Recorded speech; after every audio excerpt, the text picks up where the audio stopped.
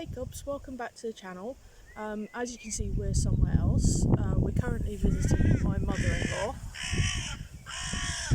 Crows flying overhead. Exactly. Yeah, we're doing something a bit different. My mother-in-law has some art projects she's wanting me to do. She's been wanting me to do them for a while. This is the first chance we've had to do them since my father-in-law passed away, as it's something he usually did. Yeah, so let's get going. This was something that I had never done before, so I did need to do some research into best methods for this. And I did clean him off as best I could. Mostly I was just trying to get rid of some of the moss and lichen that had grown on him. As you can see, he's got some of his original acrylic paint that my father-in-law used on him, which I do try and match as best I can. I used a watered down black acrylic paint for his base coat and let that soak into the concrete. How much that helped with him already having acrylic paint there, I think it did okay. It didn't seem to soak in any of the paint I added to him, and yeah, it was a lot of fun. I have to admit, it was a lot of fun, and something I definitely want to do again. And my mother-in-law does have several more of these garden statues for me to paint. This was actually done back in the middle of May, when the heat wave first hit the UK. So it was really difficult to find places where I could paint and not burn. At this point, I'd already started to burn even before I started painting. Yeah, and just trying to keep him in shade, me in shade, the paints in shade. I was really worried about the paints in the bottles drying out, because the paints that I was putting on the palette were drying out so quickly. It did make things really difficult from that point of view, especially when I was mixing colours. But as far as working on layers went, it made life a lot easier for me. Now, there was red already down for his robe, so I just decided I would stick with that for him. But his skin tone was really difficult. I wanted him to look more Asian, so no, he doesn't stay this pink. It took me about 4 or 5 attempts to get the skin tone I wanted, but in the end I was happy overall with how it turned out. He did take several layers, mostly because of the details on him. I mean, you can see here just the intricate details on his robe, so it's really tricky to get all of that, make sure everything was covered. And I also didn't have any detailing brushes with me because I didn't realise that actually they would have been handy to have. So it did mean I was making a bit of a mess with my painting, so I had to touch up areas quite often. But also sitting here on the ground was not very comfortable at all, and I do end up moving a couple of times, just trying to find a good space to paint him. This was on the garden table, not very sturdy, especially not when you're painting a concrete statue. Yeah, even with the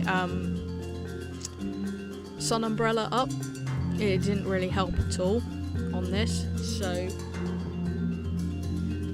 I do end up taking him inside with my mother-in-law's permission. There's no way I was going to take him inside without that, and I needed my husband's help to move him. I just couldn't physically lift him myself.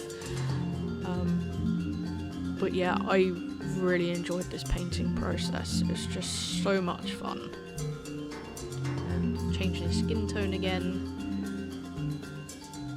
I did attempt some washes, but they didn't really work on this. And I mean, really, when something's already 3D, it doesn't need a huge amount of shading and stuff done. I just really wanted to help pick out the details, so I did a dry brush on his robes of a darker red because I wanted it to look like a darker embroidery thread, which you'll see me do shortly.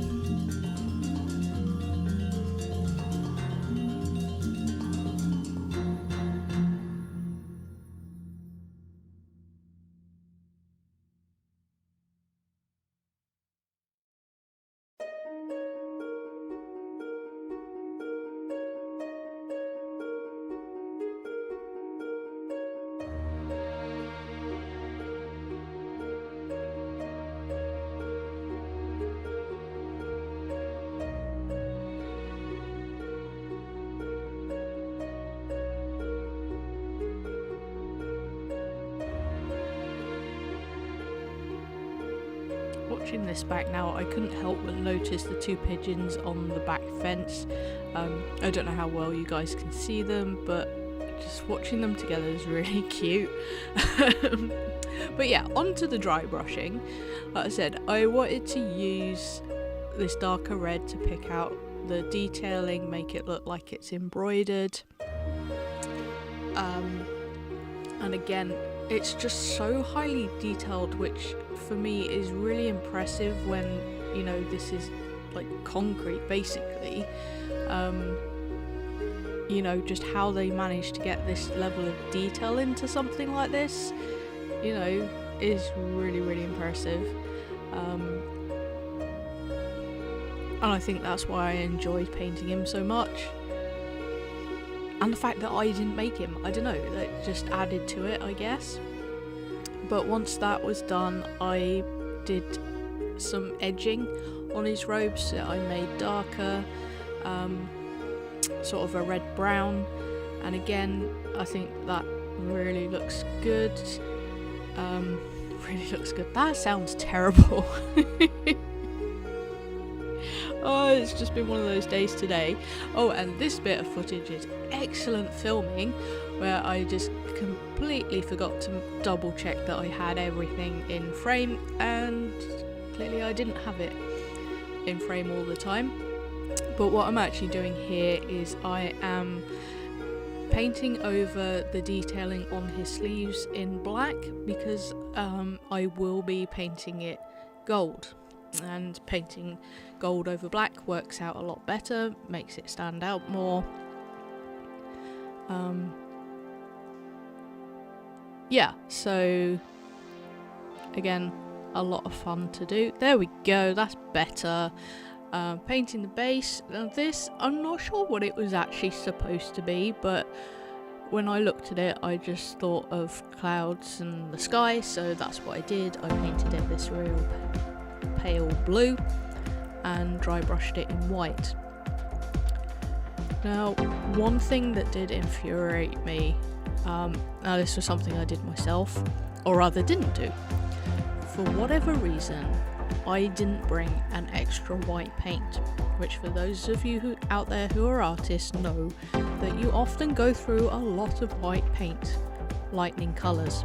And I knew that, you know, but I just did not think to pick one up, so I only had these 60ml bottles, which did mean I ran out because I did do 2 of these. You'll see the next one next week. She was actually my favourite, but I'll go into that in that video. But yeah, it was just, I was so annoyed at myself for forgetting the white.